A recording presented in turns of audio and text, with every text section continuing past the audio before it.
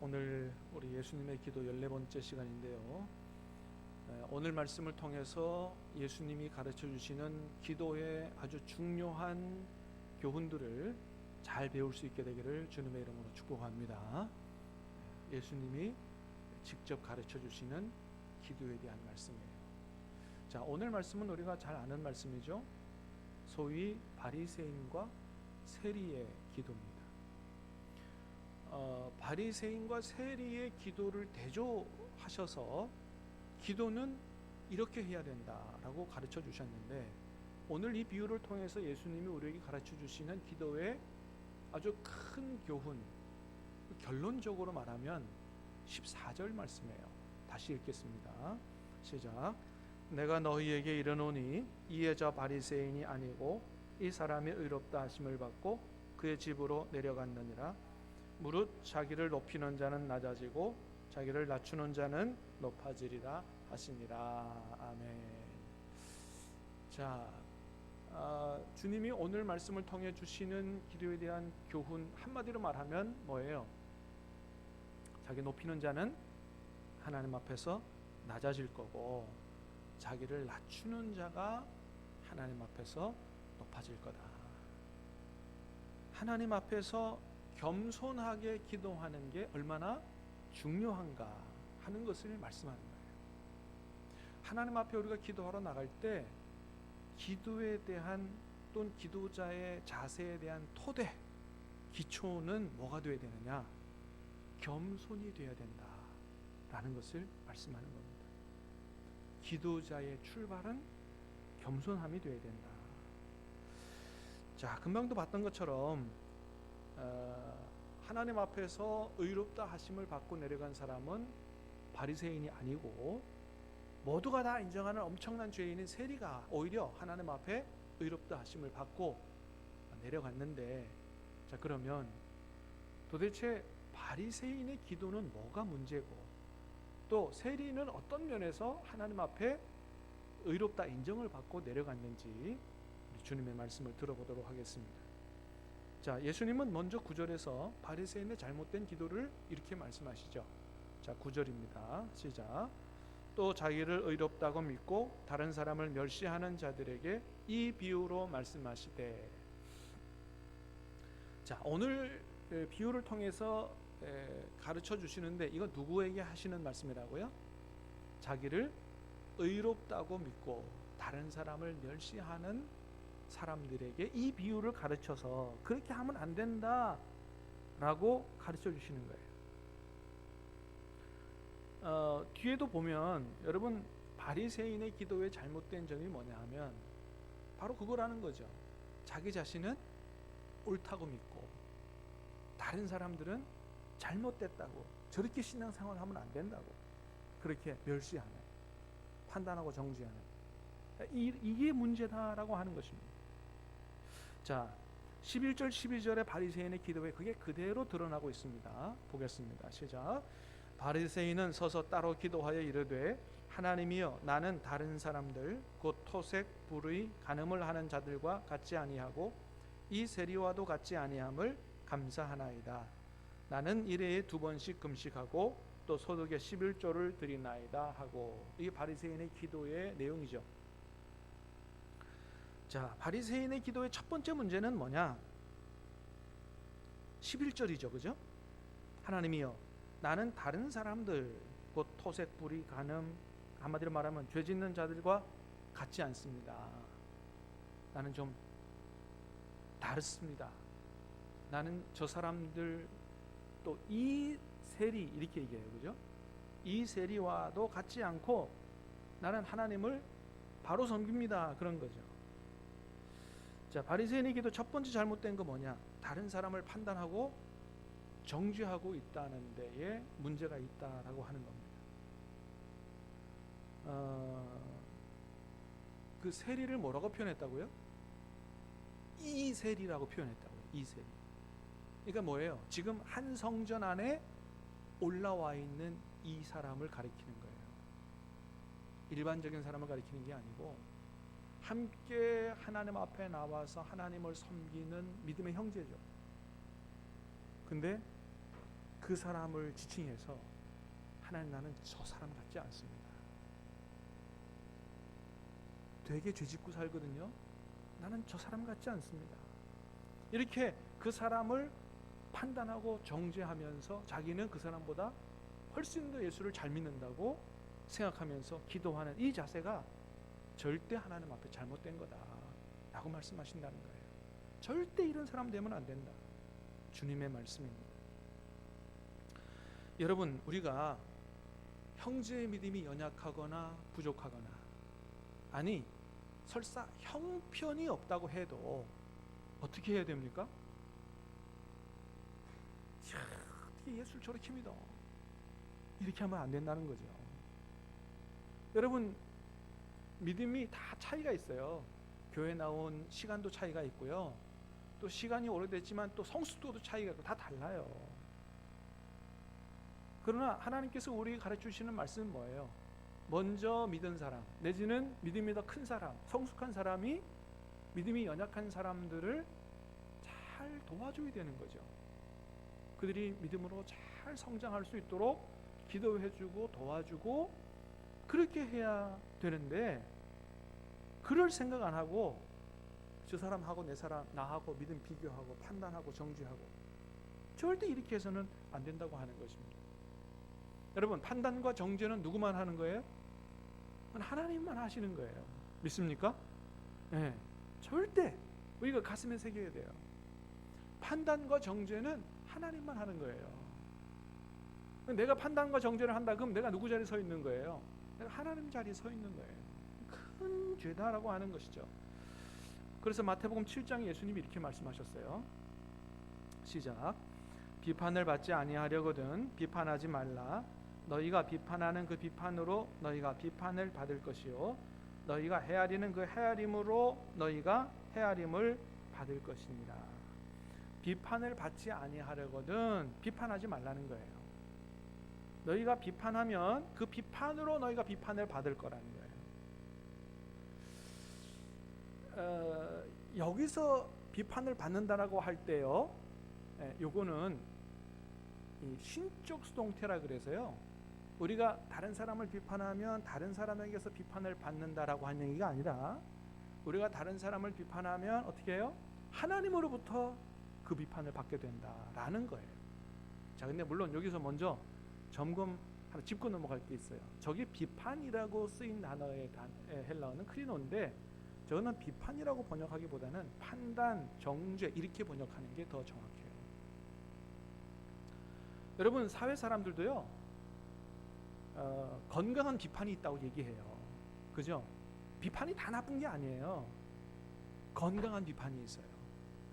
여러분, 우리도 하나님께서 말씀합니다.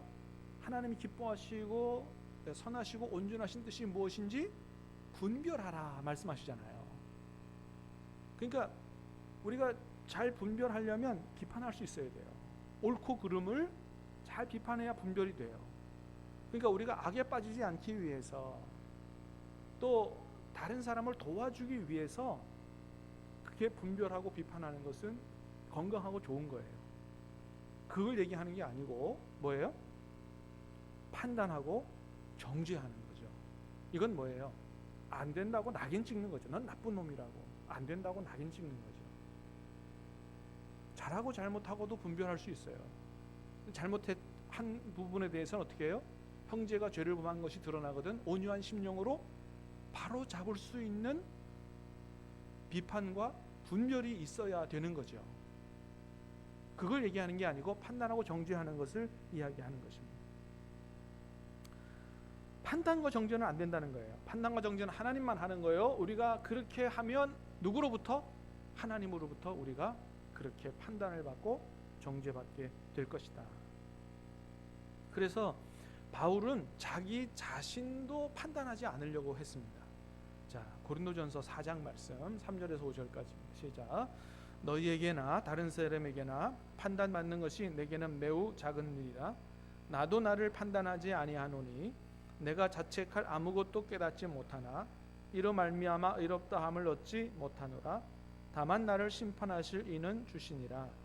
그러므로 때가 이르기 전 곧 주께서 오시기까지 아무것도 판단하지 말라.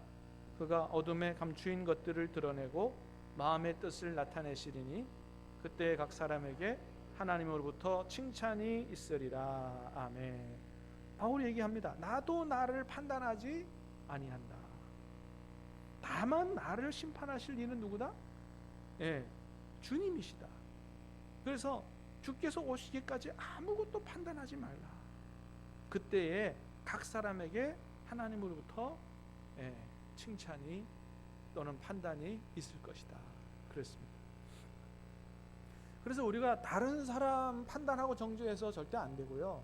우리가 나 자신도 자꾸 내가 내 자신을 재단하고 판단하고 너는 그거밖에 안 되지. 그래서 나를 자꾸 절망에 빠뜨리고 학대하고 이 해서는 안 된다는 거예요. 여러분, 지금 우리가 부족해도 하나님께서 은혜 주시고 도와주시면 우리가 얼마든지 다르게 살아갈 수 있을 줄 믿습니다.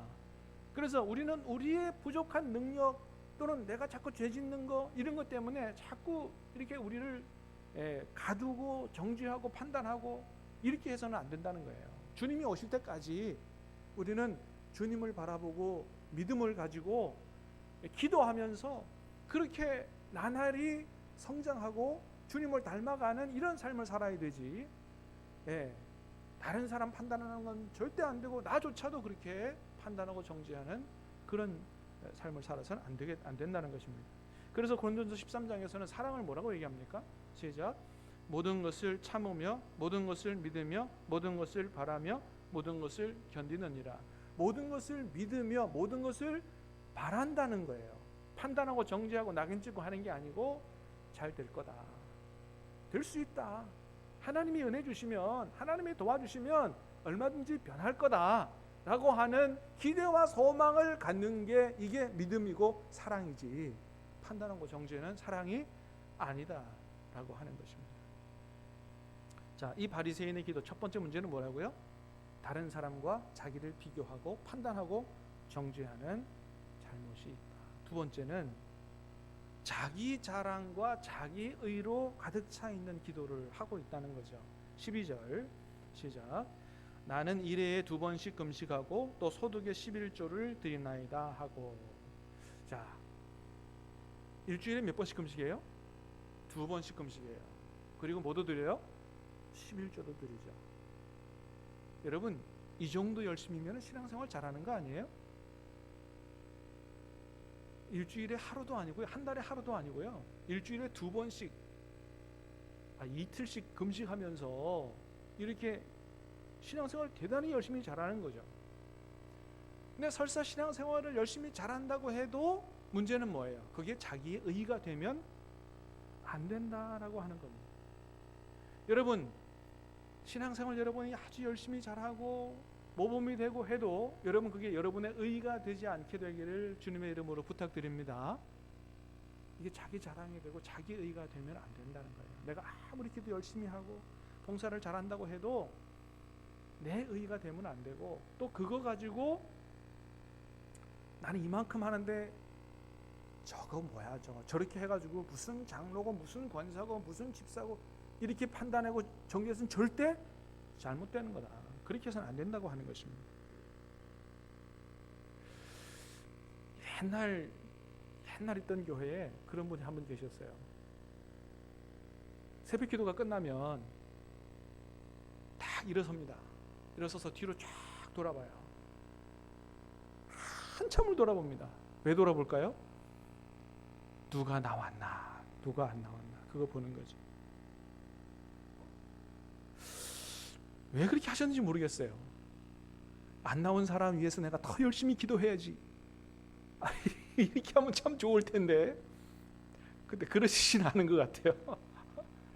그러니까 여러분, 내가 새벽 기도 나와서 열심히 기도한다고 그래서 누가 나왔나 안 나올 돌아보고 이렇게 하면 안 된다는 거죠.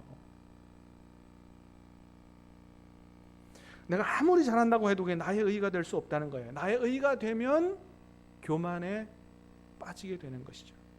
나는 이렇게 하는데. 여러분, 우리가 잘하는 모든 것은 다 주님의 은혜인 줄로 믿습니다. 다 주님의 은혜라고 믿어야 돼요.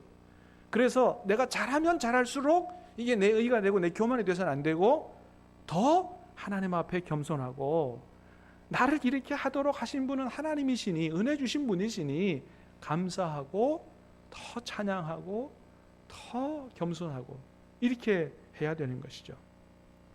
자, 그런데 이 사람은 잘하는 거는 맞아요. 일주일에 2번씩 금식하고 11조도 드리고 잘하는 거죠. 그러나 그 잘하는 게 자기 의로 가득 차 있고 하나님 앞에 감사, 하나님의 은혜에 대한 것, 감사와 찬양은 없다라고 하는 겁니다.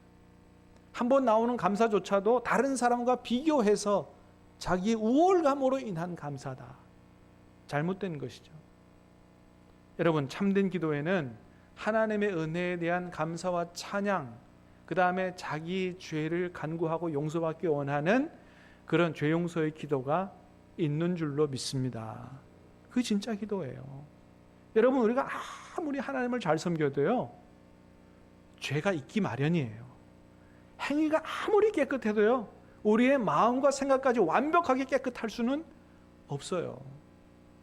하나님은 어디를 더 보시는 분이세요? 중심을 보시는 분이세요.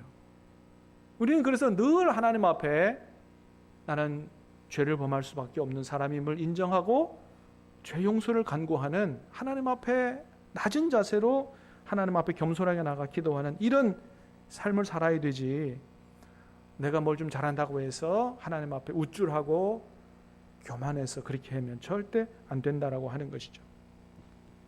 여러분, 바리새인들 나름대로 열심히 있었고 또 말씀을 지킨다고 노력을 했지만 예수님으로부터 결국은 어떤 저주의 선언을 들었냐면 화 있을진저, 이런 엄청난 저주의 선언을 들었습니다. 뭐 때문에 그들이 그렇게 예수님으로부터 이런 책망을 들었어요? 종교적 열심도 있고, 그죠? 나름대로 열심히 잘 믿으려고도 했는데 문제는 뭐예요? 그들의 내면의 문제죠. 내면의 문제예요. 정말 하나님이 원하시는 사랑의 삶이 없다는 데에 그게 문제인 거예요. 자, 마태복음 23장 말씀을 한번 몇 구절 읽어보겠습니다. 시작. 화 있을진저 외식하는 서기관들과 바리새인들이여, 잔과 대접의 겉은 깨끗이 하되 그 안에는 탐욕과 방탕으로 가득하게 하는도다. 28절. 이와 같이 너희도 겉으로는 사람에게 옳게 보이되 안으로는 외식과 불법이 가득하도다. 이게 바리새인들의 문제예요. 겉으로는 얼마나 경건하고 거룩하고 열심이고, 그러나 안은 하나님께서 원하시는 마음이 아니라는 거예요. 내면이 중요한 거예요. 또 누가복음 11장입니다. 시작. 화 있을진저 너희 바리새인이여, 너희가 박하와 온향과 모든 채소의 11조는 드리되 공의와 하나님께 대한 사랑은 버리는도다. 그러나 이것도 행하고 버리지 말아야 할지니라. 아멘. 그렇습니다. 주님 말씀하세요. 뭐냐면 박하, 온향, 모든 채소의 11조 다 중요해요. 기도도 중요하고 11조도 중요하고 금식도 중요해요. 그러나 하나님이 더 원하시는 게 있는데 뭐예요?